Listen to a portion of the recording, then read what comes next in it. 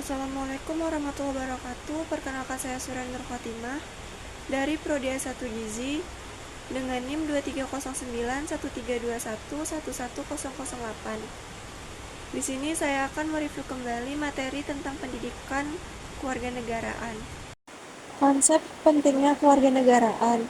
Konsep pentingnya pendidikan kewarganegaraan menunjukkan kebutuhan untuk mempersiapkan individu sebagai warga negara yang memiliki kemampuan, pengetahuan, dan tanggung jawab dalam menjalankan peran mereka dalam masyarakat.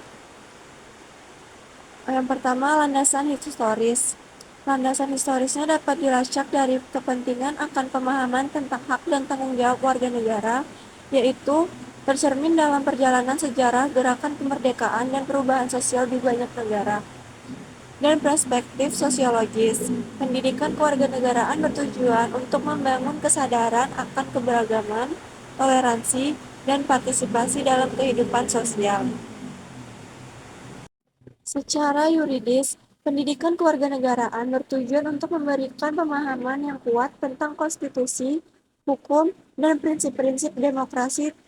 Tujuannya adalah untuk mendorong terciptanya masyarakat yang didasarkan pada kedaulatan hukum dan prinsip keadilan. Namun, ada dinamika dan tantangan dalam pendidikan kewarganegaraan, termasuk perubahan sosial yang cepat, polarisasi politik, dan dampak teknologi pada interaksi dan partisipasi politik. Sebagai contoh, penggunaan pembelajaran online memerlukan pengembangan strategi baru agar semua siswa dapat terlibat secara aktif tanpa terkecuali. Konsep identitas nasional. Pentingnya konsep identitas nasional. Identitas nasional memiliki signifikansi penting dalam membangun kesatuan dan kebanggaan suatu negara. Hal ini diperlukan untuk menyatukan individu dari berbagai latar belakang menjadi satu kesatuan yang kuat. Dasar sejarah identitas nasional. Dasar historis identitas nasional seringkali terkait dengan sejarah suatu negara, termasuk perjuangan kemerdekaan, pembentukan negara, dan pengembangan budaya. Contohnya adalah gerakan kemerdekaan di banyak negara yang menegaskan nilai-nilai nasionalisme sebagai landasan untuk membangun identitas nasional yang kuat. Yang kedua, perspektif sosiologis identitas nasional. Dari sudut pandang sosiologis, identitas nasional berfungsi sebagai alat untuk membangun kesadaran akan keberagaman dalam masyarakat. Ini melibatkan pengakuan dan penghargaan terhadap berbagai kelompok etnis, agama, dan budaya yang ada dalam suatu negara. Yang ketiga, perspektif yuridis identitas nasional. Dari perspektif hukum, identitas nasional mencakup pemahaman yang kuat tentang konstitusi, hukum, dan prinsip-prinsip demokrasi. Ini melibatkan upaya untuk mempromosikan kepatuhan terhadap hukum dan menjaga prinsip-prinsip demokrasi sebagai dasar negara. Dinamika dan tantangan identitas nasional. Meskipun identitas nasional penting untuk menyatukan suatu negara, tetap ada dinamika dan tantangan. Salah satunya adalah polarisasi politik dalam pemilihan umum atau debat publik yang memecah belah masyarakat. Selain itu, dampak teknologi seperti media sosial dapat memengaruhi pembentukan identitas nasional dengan cepat dan tidak terkendali. Misalnya, penyebaran informasi yang tidak valid melalui media sosial dapat memicu ketegangan antar kelompok dan memengaruhi persepsi masyarakat terhadap identitas nasional. Dalam menghadapi dinamika dan tantangan ini, penting bagi suatu negara untuk mengembangkan strategi inklusif dan adaptif yang mendorong kesatuan, toleransi, dan pengakuan terhadap keberagaman sebagai bagian integral dan dari identitas nasional. Konsep integrasi nasional. Pentingnya konsep integrasi nasional. Integrasi nasional menjadi kursual untuk menjamin kesatuan, stabilitas, dan kelangsungan hidup suatu negara. Tanpa integrasi yang kokoh, risiko disintegrasi sosial, konflik internal, bahkan pemecahan atau perpecahan yang merugikan dapat terjadi. Landasan historis integrasi nasional.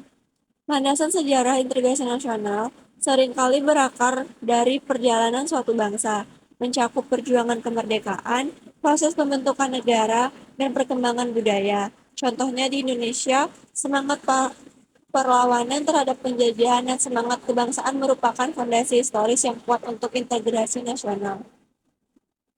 Perspektif sosiologis integrasi nasional. Dari perspektif sosiologis, integrasi nasional bertujuan untuk membangun kesadaran akan persatuan di antara berbagai kelompok dalam masyarakat, termasuk suku, agama, dan budaya.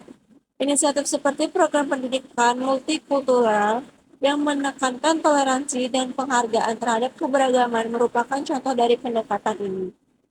Perspektif yuridis integrasi nasional.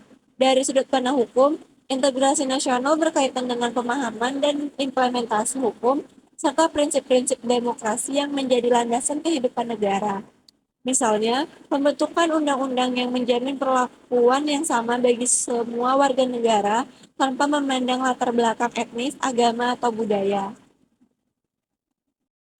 Dinamika dan tantangan integrasi nasional. Meskipun penting, integrasi nasional dihadapkan pada dinamika dan tantangan yang kompleks. Salah satunya adalah polarisasi politik yang dapat memperlebar kesenjangan dan mengancam stabilitas sosial. Contoh nyata adalah konflik antar partai politik yang mengorbankan kepentingan nasional demi kepentingan politik.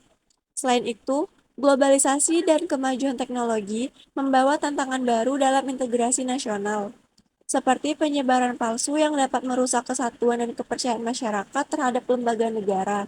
Sebagai contoh, penyebaran berita hoaks di media sosial yang dapat menimbulkan ketegangan antar kelompok dan merusak citra pemerintah.